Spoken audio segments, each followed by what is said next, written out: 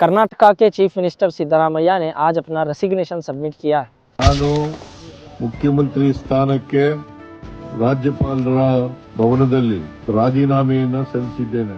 कर्नाटका की political history में सबसे longest serving chief minister Siddaramaiah रहे हैं।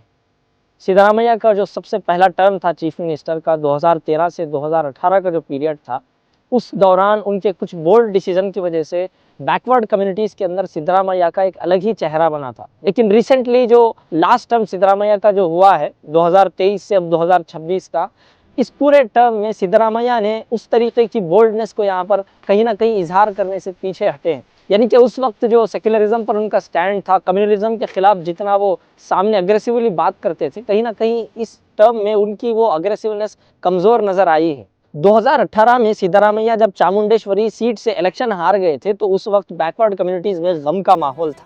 लेकिन आज 2026 में जब वो अपनी चीफ मिनिस्टर की पोजीशन से रिज़ाइन कर रहे हैं तो यहाँ की बैकवर्ड कम्युनिटीज़ में इतना ज़्यादा गम का माहौल नहीं है।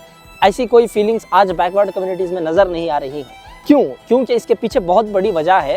2020 से लेकर 2023 तक जो कर्नाटका में बीजेपी की हुकूमत थी, उन्होंने यहाँ के मुसलमानों के खिलाफ, बैकवर्ड कम्युनिटीज़ के खिलाफ जो जुल्म किया, काले कानून लाए, चाहे वो काउ स्लॉटरिंग एक्ट हो, मुसलमानों के 2B रिजर्वेशन को ख़त्म करना हो, या मुसलमानों को दबाने कुचलने की कोशिशें हुई, UAPA लगाकर कईयों बेकसूर मुसलमानों को जेल भेजा गया। इस तरीके के जो काले करतूत बीजेपी ने किए थे, सिद्धरामैया की जो हुकूमत थी, कहीं ना कहीं उन्होंने इन चीज़ों को दूर करने की कोशिश नहीं की है। आज भी काउ स्लॉटरिंग एक्ट को वापस नहीं लिया गया है, आज भी मुसलमानों के 2B रिजर्वेशन को रिस्टोर नहीं किया गया है। तो इन सारी चीज़ों से तमाम पॉलिटिकल लीडर्स को ये समझना चाहिए कि जब भी आप आइडियोलॉजी के मामले में कॉम्प्रोमाइज़ करते हैं, अपनी कमिटमेंट में कॉम्प्रोमाइज़ करते हैं, तो अवाम आप पर से भरोसा खो बैठती है। यकीनन लीडर वही होता है जो अपने लोगों की ज़रूरत के वक्त लोगों के साथ खड़ा होता है।